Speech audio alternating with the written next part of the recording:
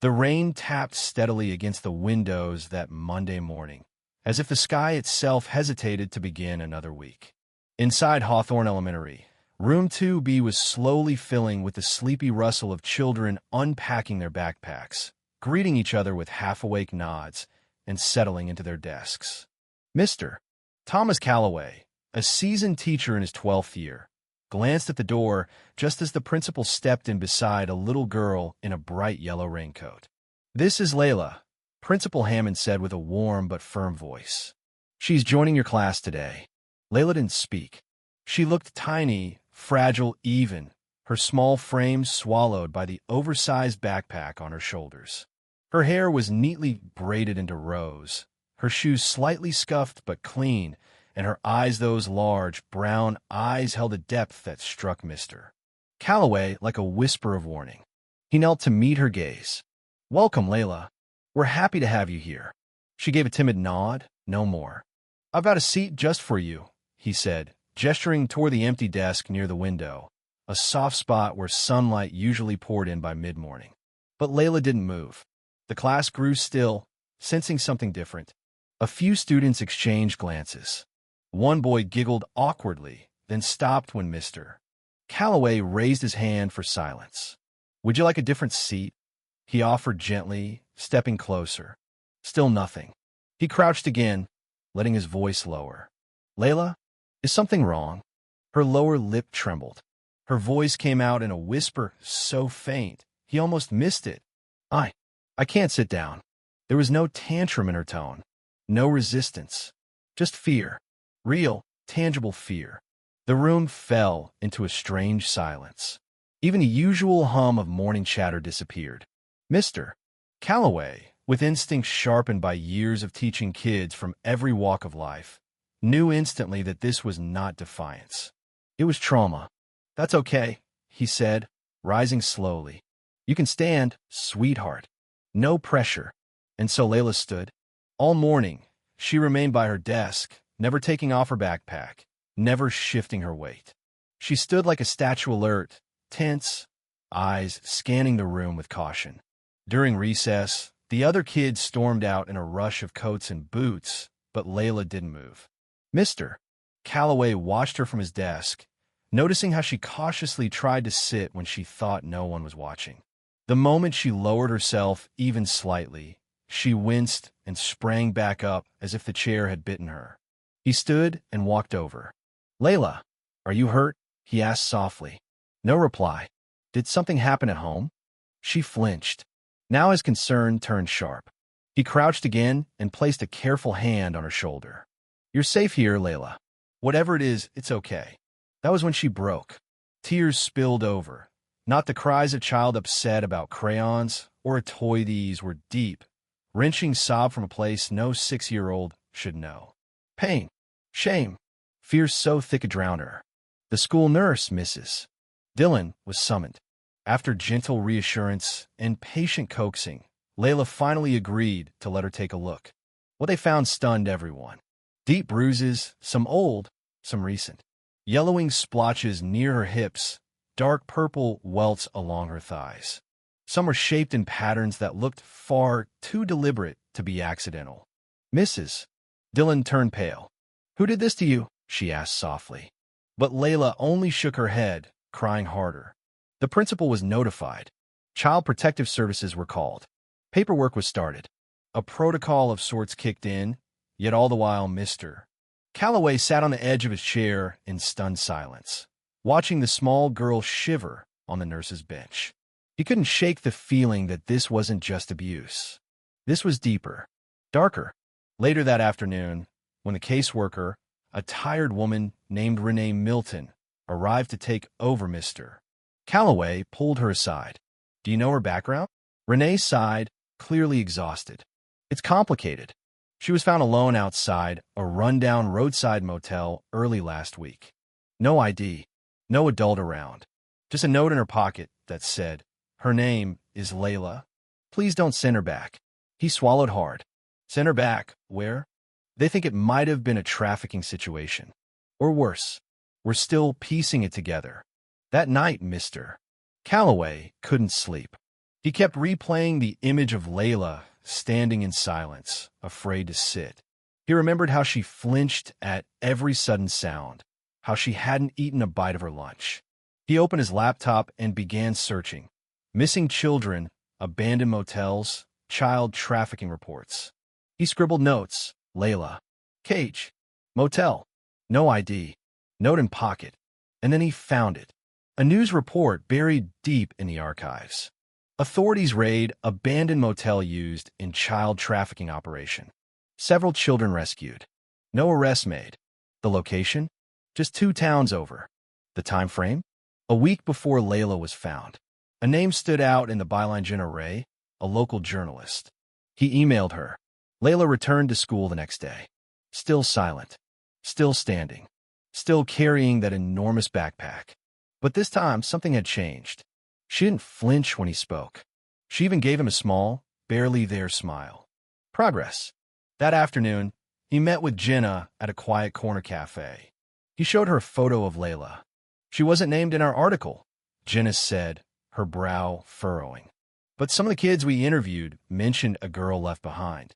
They spoke about a room called it the Screaming Room, and a man they referred to as the Shepherd. The Shepherd? Calloway echoed, the term coiling in his stomach. She nodded grimly. Not a real shepherd, just what they called him. Rumor is he ran a faith-based rehabilitation camp a few years ago. It got shut down after allegations of abuse, but he rebranded and went underground. No records. No licenses. But the same methods. That night, Mr. Calloway stared at Layla's empty chair long after school ended. The next morning, he asked Layla softly, "Would it be okay if I looked inside your backpack?" She froze. "No pressure," he added quickly. "You don't have to. I just want you to know that whatever's in there, you're safe now." After a long pause, she nodded slowly and unzipped it. Inside were 3 items. A worn stuffed bunny with one ear hanging by a thread.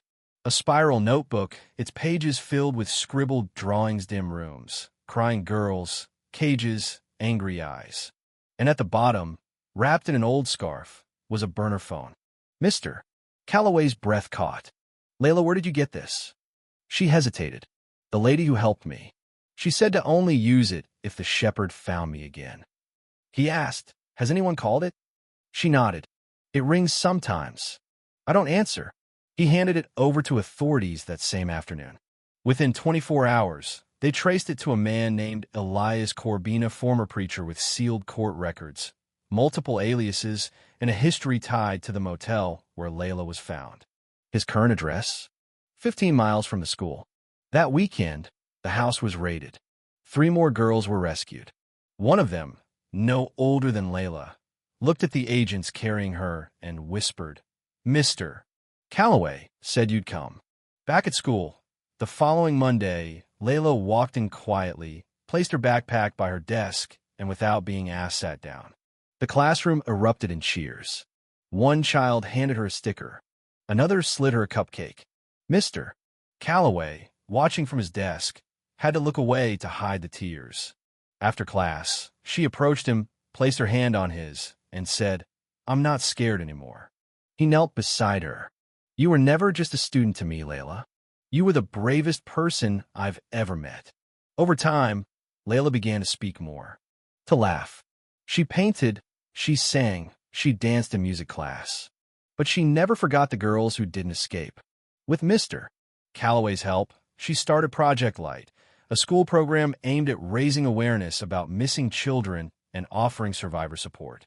Each year, on the anniversary of the day she first sat in that chair, the school held a quiet assembly, not to relive the horror, but to celebrate the courage of a little girl who once stood alone because she'd been taught that sitting meant pain.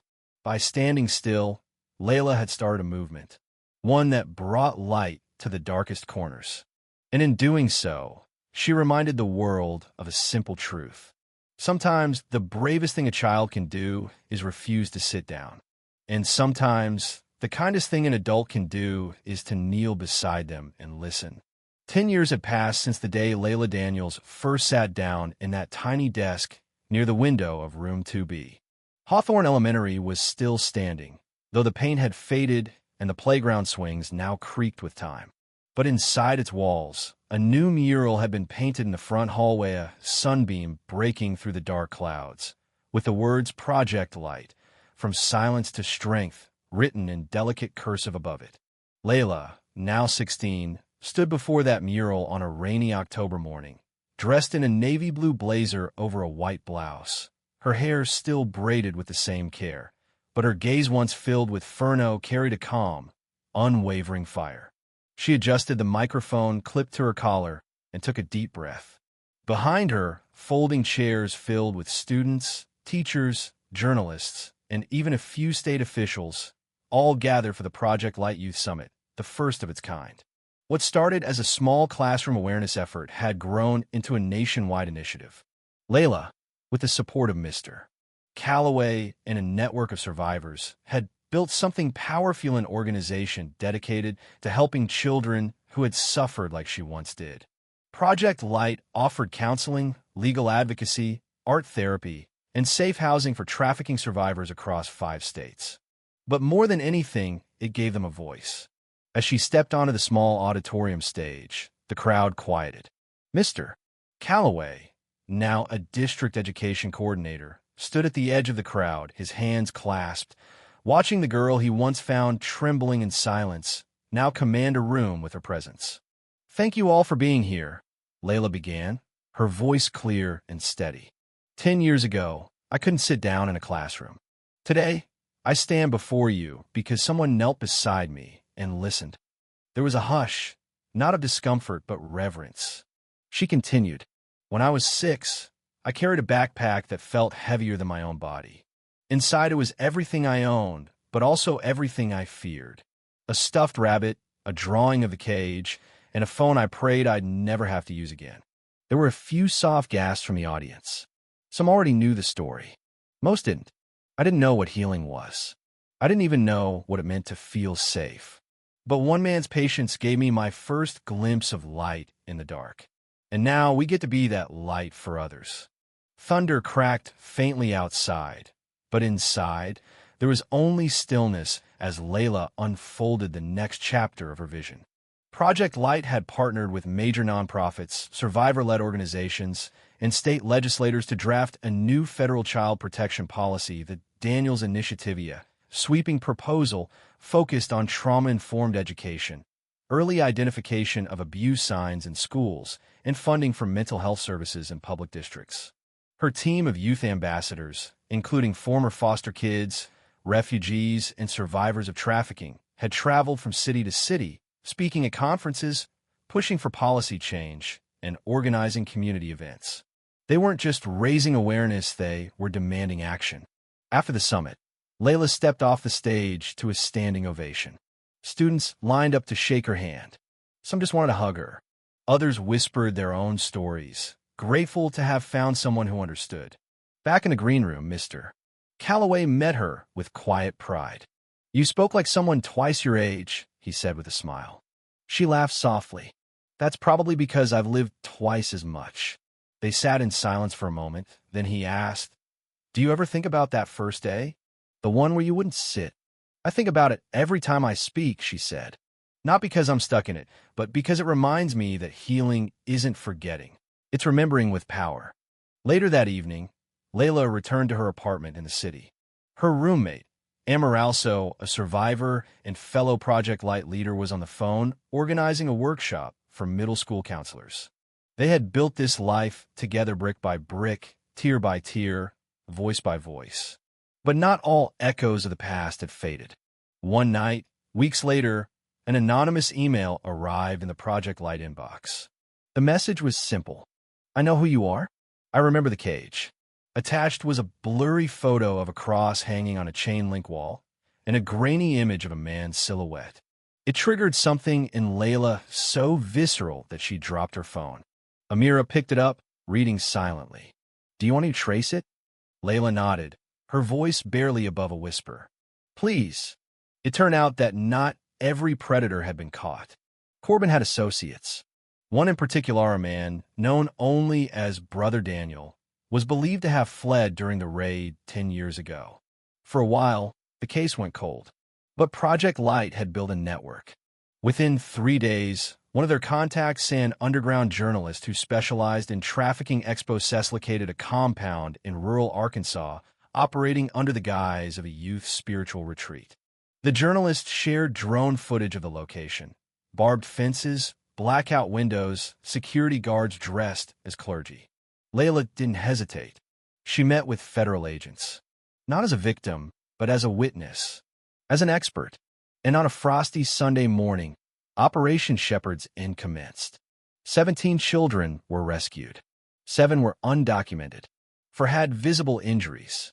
And at the center of it all, in a private quarters near the chapel, was Brother Daniel. He was arrested without incident. His real name? Alice G. Dalton, a former associate of Elias Corbin. When the press conference aired, it wasn't the agents who took the podium first. It was Layla. She didn't speak about trauma. She spoke about accountability. "I'm not here because I survived," she said. "I'm here because I refuse to let surviving be the end of my story." News outlets across the country picked it up. The girl who stood. Layla Daniels brings down another ring. But Layla didn't care about headlines. She only cared about the 12-year-old girl named Nika, who clung to her after the raid and whispered, "Can I carry my backpack too?" That night, back in her apartment, Layla took out her old backpack, the one she hadn't opened in years. Inside was the bunny, the notebook, and a faded note on a crumpled scrap of paper. "Her name is Layla. Please don't send her back." She folded it gently, placed it inside a shadow box frame, and hung it on her wall. Because she wasn't going back. Not to the cage. Not to the silence. She was moving forward with light.